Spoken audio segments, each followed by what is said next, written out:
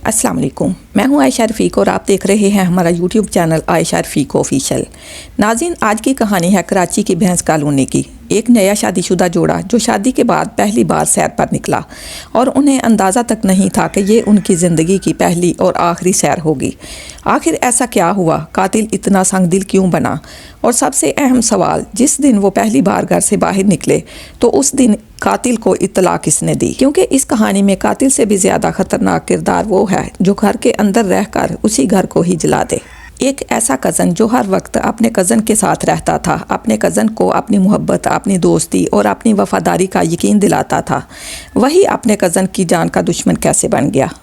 और किस तरह से एक नया शादीशुदा जोड़ा इस तरह से एक हौलनाक अंजाम को पहुंचता है? ये वाक़या है कराची का भैंस कॉलोनी का, जहां पर साइमा और सुधीर ये दोनों लोग एक दूसरे को जानते हैं। उनकी शादी होती है हंसी खुशी से, लेकिन उनका अंजाम बड़ा ही खौफनाक होता है। असल में साइमा कराची की रहने वाली थी, एक नहायत ही खूबसूरत लड़की थी और ये सुधीर को जानती थी। बड़े अरसे से दोनों की बातचीत थी और इसके बाद दोनों एक दूसरे को पसंद करने लगे थे। साइमा के घर रिश्ते आने शुरू हुए तो साइमा ने सुधीर से कहा कि तुम मेरे वालिदैन के पास अपना रिश्ता भेजो, क्योंकि वो मेरी शादी कहीं और ना कर दें। सुधीर कहता है कि चलो ठीक है, मैं रिश्ता भेजता हूँ, मैं अपने वालिदैन को भेजता हूँ। लेकिन फिर साइमा कहती है कि देखो, एक बात का ख्याल रखना, मेरे वालिदैन ज़रा पुराने ख्यालात के मालिक हैं। अगर उनको ये पता चल गया कि लड़का लड़की एक दूसरे को पसंद करते हैं, अगर तुम्हारे वालिदैन ने ऐसा कह दिया तो वो इस बात का बुरा मान जाएंगे और बात बिगड़ जाएगी। तो सुधीर कहता है कि फिर क्या किया जाए? तो वो कहती है कि तुम ऐसा करो कि अभी हाल ही में हमारी फैमिली में एक शादी हुई है, तो तुम कहना कि तुम लोगों ने, तुम्हारी फैमिली ने मुझे उसी शादी में देखा है। तुमने अपना नहीं बताना, वरना बात बिगड़ जाएगी और इस बात को बड़े तरीके से करना होगा। ये कहना कि हमने आपकी बेटी को देखा और हमें आपकी बेटी बड़ी पसंद आई, हम चाहते हैं अपने बेटे से इसकी शादी करवाना। सुधीर कहता है कि ठीक है, परेशान ना हो। सुधीर के बारे में बताती चलूँ कि वो अपने वालिदैन का इकलौता बेटा है। अब साइमा की बात सुनकर सुधीर अपने घर वालों को सारी बात अच्छे से समझाता है और उनसे कहता है कि अगर शादी करूंगा तो सिर्फ साइमा से ही करूंगा। आप उसके घर मेरा रिश्ता लेकर जाएं और उनके घर वालों से कहें कि हमने आपकी बेटी को शादी पर देखा था, अब हम उसका रिश्ता चाहते हैं।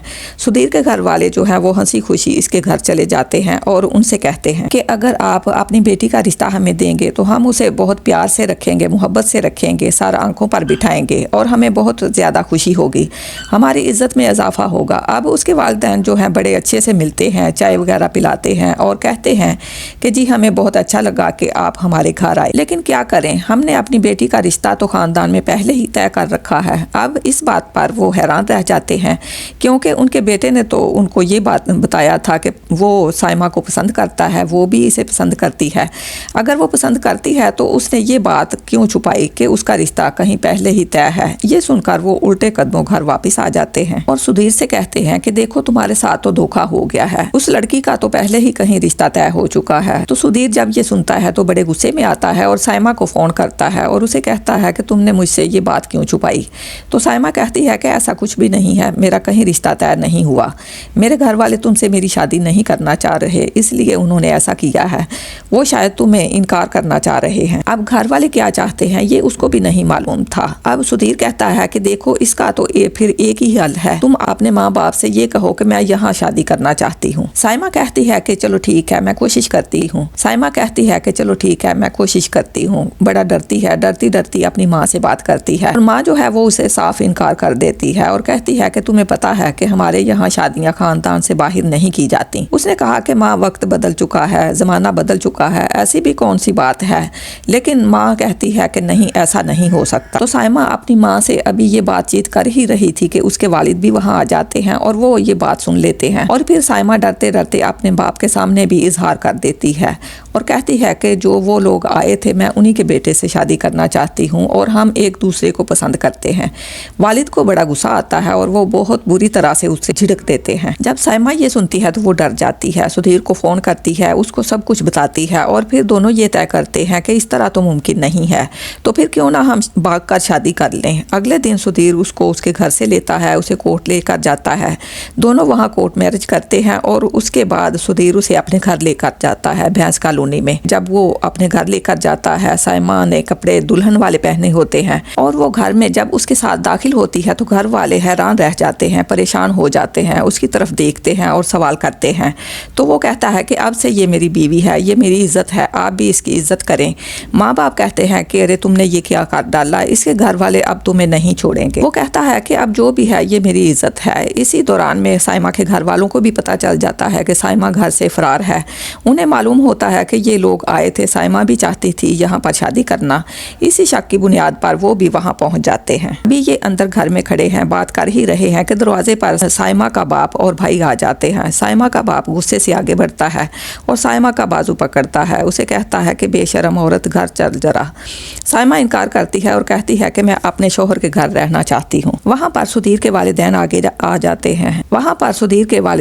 आ जाते हैं, मुआफिया मांगते हैं और कहते हैं कि माफ़ कर दीजिए, बच्चों से गलती हो गई। लेकिन उसके वालिदैन बहुत गुस्से में थे, उसका हाथ पकड़ते हैं। सुधीर आगे आता है पकड़ने के लिए तो उसका भाई पकड़कर उसे धक्का दे देता है और फिर घर वाले सुधीर को रोक लेते हैं कि इस तरह से मसला ज़्यादा ख़राब हो जाएगा। और साइमा के घर वाले उसे घसीटते हुए घर ले जाते हैं और साइमा रोती चिल्लाती रह जाती है। साइमा के घर वाले साइमा को घर ले जाकर उसे बहुत मारते हैं, पीटते हैं, उसे डराते हैं, धमकाते हैं और कहते हैं कि अब हम तुम्हारा खुला लेंगे।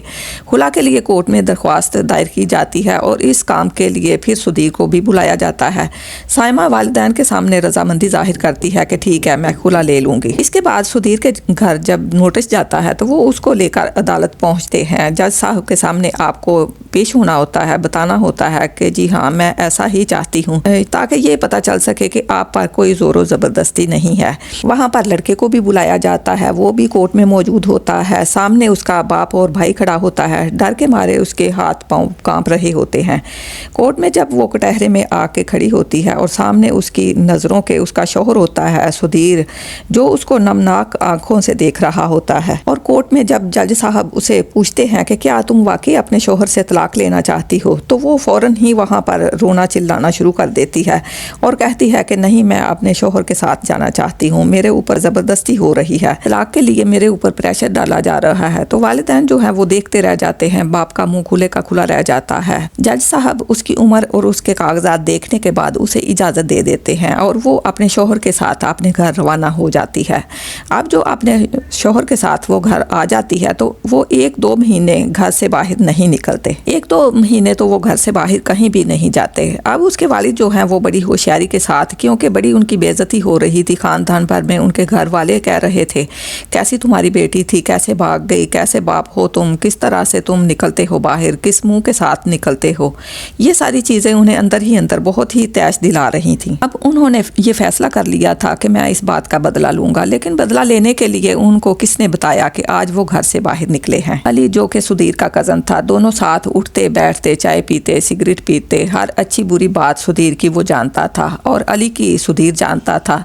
फिर न जाने इस मुनाफिक और फरेबी इंसान के, न जाने उस मुनाफिक इंसान के दिल में क्या बात थी जिसकी वजह से उसने ऐसा किया। ये शख्स ऐसा मुनाफिक था, सामने तो उसे भाई बनकर, दोस्त बनकर मिलता रहा, लेकिन दिल में उसके लिए कीना रखता था। ऐसे में साइमा के वालिद और अली का राब्ता हुआ और इन्होंने एक प्लान बनाया।